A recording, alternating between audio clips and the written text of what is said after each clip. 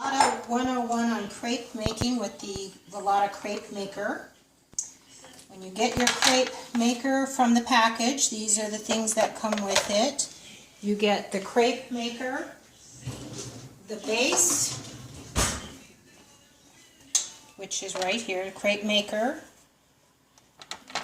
the base, which has the plug-in attachment, which nicely converts down into the base for easy storage. It's got the pan that you will be putting your wet batter in for dipping, and it comes with the spatula to pull up your crepe from the crepe maker, and also the rubber coated whisk to whisk up your Vellotta crepe mix. You'll unplug, well, not unplug, but unwind your cord from the base. You will plug it in like so, probably in a more organized fashion than I am doing it now, just for the purposes of a quick demonstration. Put it there. Your crepe maker, the top, will be sitting right onto the base. It has a plug-in there that attaches right to the base, such as that. And you can turn that on to start getting it hot. And the light will go on, you can see right there by just pushing that in. Okay? So here, very easily, you will take the classic crepe mix, French style crepes. It's sweet and savory crepes can be made from this. It's very easy to use. Follow the directions, which are very simple, right back here. It's also given to you in Spanish. You will combine 1.5 cups of this mix and 1 cup of very hot water and 3 large eggs, and you'll just blend it till it's smooth. In the typical French crepe fashion, I don't know for any of you that have done crepes in the past, you know that typically you would use a blender, probably you would use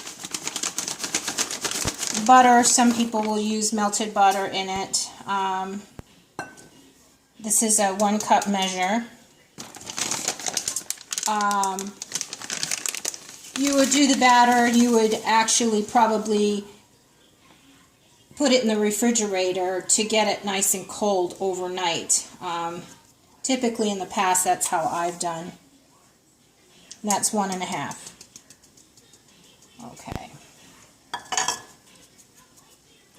Now with that, you will have 1 cup of very hot water. What I did was I heated some hot water. If you had a kettle, you could use it from the kettle. I do it in the microwave in a Pyrex where the handle stays nice and cool. And then you want to let it sit for a minute so that you don't have the popping of the water in there. Here, I'll take this out. My water is hot.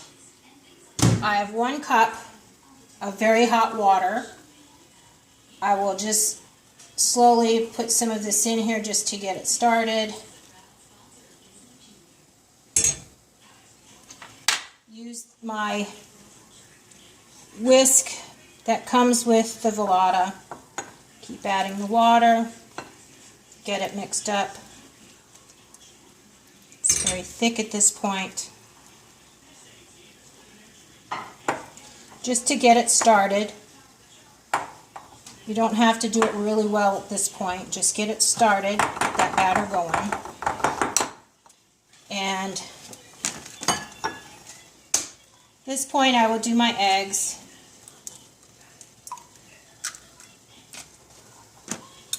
I like to beat my eggs a little bit, one at a time. That way you don't have any shell problems and you don't have any bad egg problems. Get that started in here as well. If you need to add a little more water, you can, but you can probably do that more so towards the end. You don't have to use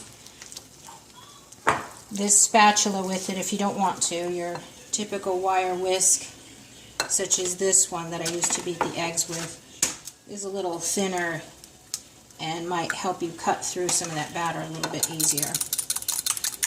Again, this is just something that I do just to make sure that my eggs are good before they go in. And I don't have any shell or any bad egg problem, such as you get a bad egg, you just ruin the whole batch. So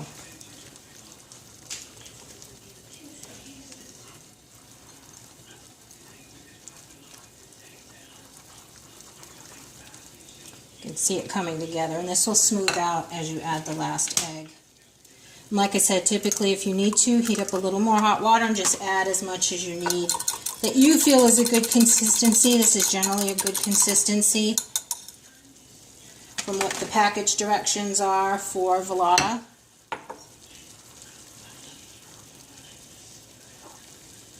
And you can use a better bowl. I'm just using it in this small bowl because that's what I had handy. You can still use your blender if you want to.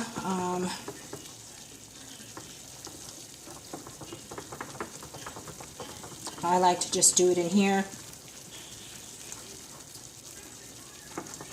The fewest amount of things to wash later. Again, all of these are going to be able to go into the dishwasher, the normal things that you have.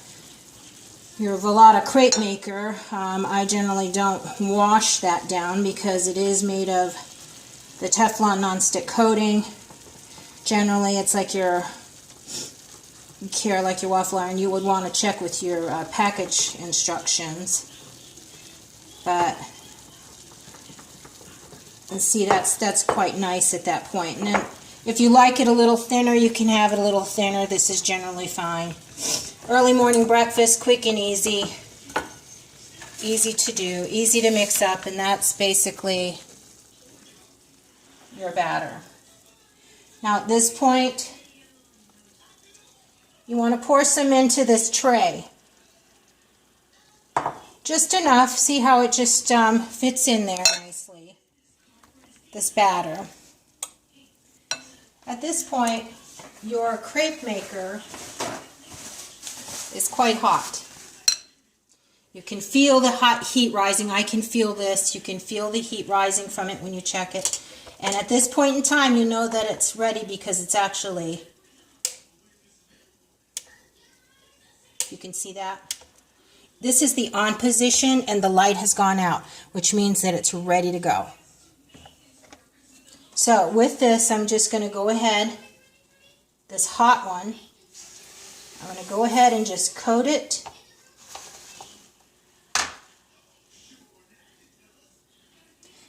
And you can see how it's already, all the bubbles are coming because it's very hot. And your crepe is already starting to do its thing. This is what I do. I don't know how anybody else would do it, but this is what I do. I just start it right away. As soon as after I dip it, it's already, you can see how fast it cooks because it's such a thin layer. The crepe is such a thin, beautiful, gorgeous layer. And you can just pick your spatula up like this, and I just lightly do the other side, and you can see how beautifully browned it is. And what you do is just quickly, you're ready for the next one, because this one is ready. You can just take that off. And see how lovely and pliable it is, and that's just a gorgeous crepe, and you get it from the first try. Now I know if a lot of people would try to do this with the crepe pan and for the true French crepe that you would make from a different source, from scratch, so to say, even though you're basically making these from scratch, and that's a perfect crepe right there. Right there. Now then, this is ready, and you're going to go, you can hear that sizzle a little bit. Now the package directions say, now see that? Again, you can start to see all these bubbles rising right away. Set that right back on there. And see how the light comes back on? Because it's automatically adjusting its own temperature. Back to where it needs to be to that temperature where you need to have it for these crepes to do its thing. This is, A lovely, fast way of making savory items for a brunch, lunch, supper, quick, easy supper. Or if you want a quick, easy breakfast, you can make desserts with it. You can use, you know, pan-stirred apples and cinnamon, a little bit of whipped cream, a little bit of anything, really. Strawberries, cherries.